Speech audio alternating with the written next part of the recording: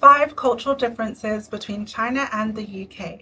Firstly, I want to preface this video by saying these are cultural differences. I don't think any of these things are good or bad, they are just different. I'm not speaking for Chinese people. I have discussed these things with my husband, and these are norms that we have noticed within mainland China. I'm not the authority on this topic, and yeah, these are just things that I've noticed living here and my husband has told me about. Number 1, work-life balance. In China, there is a strong work ethic and long working hours are common. The concept of 996, which is working 9 a.m. to 9 p.m. 6 days. Oh my gosh, what is it? 996. 9 a.m. to 9 p.m. 6 days a week is very normal in some industries. A lot of people only take time off during the national holidays, which are 1 week at Spring Festival to celebrate the Chinese New Year, 3 days at Qingmingjia, which is Tomb Sweeping Day, 5 days for Labor Day, 3 days at the Dragon Boat Festival, 3 days for Zhongqiujia, which is the Mid-Autumn Festival. It's coming up right now actually. 7 days at Golden Week and 1 to 3 days at New Year. And the standard is to have 5 days paid leave per year and 1 to 3 sick days. At the holiday time in China, there is mass migration as people return to their hometowns to celebrate with family or to travel during the holiday time. It's difficult because everyone has time off around the same time, the national holidays. So traveling during that time is very difficult and crowded. It's so hard to get train tickets.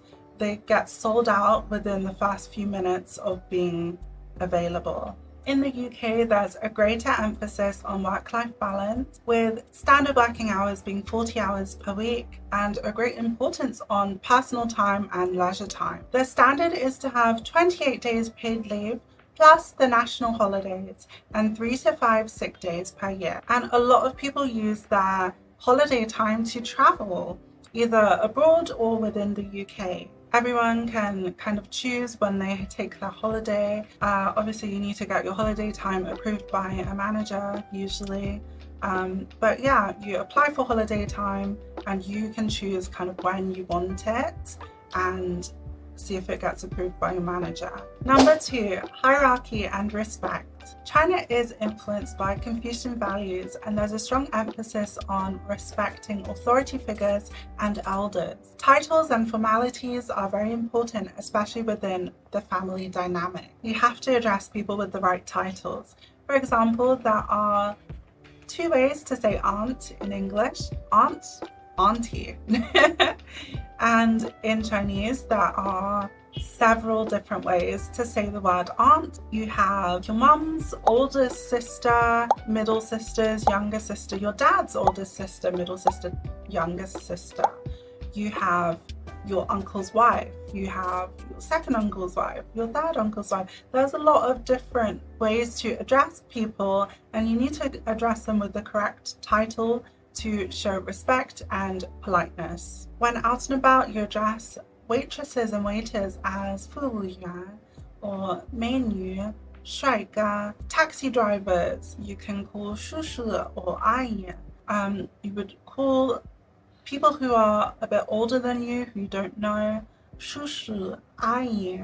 That just means uncle and aunt. You'd call your friends' parents 叔叔阿姨 as a form of respect. Number 3, personal space and greetings. In China, personal space is less pronounced. There are usually big crowds and people don't care about crowding very close to each other. Gestures like nods and bows are used as greeting. In my husband's family, they will kato, which is a very deep bow where you're on your knees and bow your head to the floor. We usually do this during the holiday times actually, when we bow for his parents and for his grandparents, and they will give us money. My in-laws actually love to give me money during the holiday time.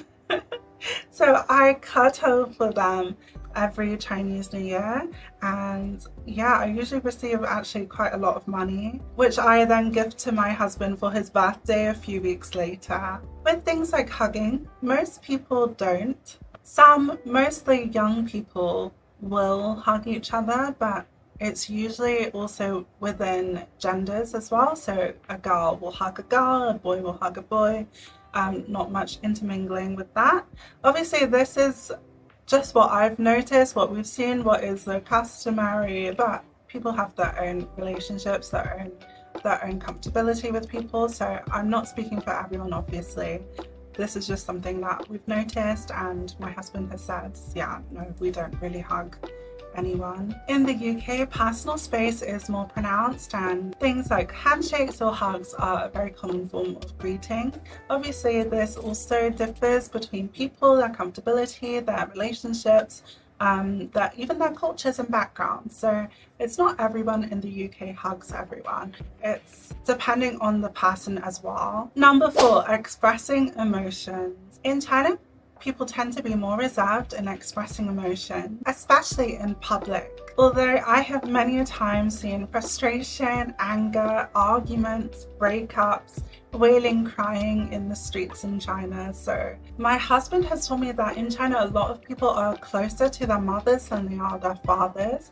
They just have a more personal relationship with their mothers, or informal relationship, and with their fathers it's a bit more formal. They don't really chat about their daily lives with their dad. They have that kind of relationship with their mom. Also, a lot of people never say I love you to their loved ones, their parents, their children, their grandparents, especially not every day as well. They will usually show their love through actions, for example, cooking the foods they like to eat, buying clothes for your parents or your grandparents or your grandchildren, buying jewelry for a special occasion, especially gold. Oh my gosh, if you live in China, you know that there are so many gold shops everywhere in the shopping malls. Another way is through giving money. So parents will give their children money, especially if they're young, maybe just freshly graduated and working their first jobs, or in their 20s, they will send them money, and as they get a bit older and have a more stable career, they will give back to their parents by giving them money or taking them on holidays, things like that. In the UK, people tend to more openly express a range of different emotions, though British people are more reserved compared to other Western cultures as well. Number 5, dining etiquette. In China, dining is communal, with dishes shared amongst everyone at the table. Using chopsticks is the norm, and it's polite to leave some food on your plate when you're finished. Although I personally have never seen this, or maybe it's just that our friends and family are very frugal and don't like to see food wasted. So it might be something that's applicable to some people and not to others. In the UK, dining is more individualistic, with each person having their own plate and their own meal. Using cutlery is standard, so knife, fork and spoon, and finishing your plate is seen as polite. Of course, people have their own dining customs within the UK as well, and it varies based on your background and your kind of family dynamic. Some people do really enjoy sharing food, but usually this is not kind of the same as in China.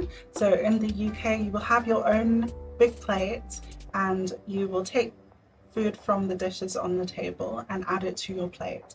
In China, you have your own little plate or bowl, usually of rice or of zhou porridge, and you eat from the plates. So you don't put food into your bowl, you just directly eat from the different plates and bowls on the table. That's all for this video. Let me know what you think about these cultural differences, and if you have any questions, please leave them in the comments below. Thank you for watching. Don't forget to like and subscribe, and I'll see you again next time. Bye!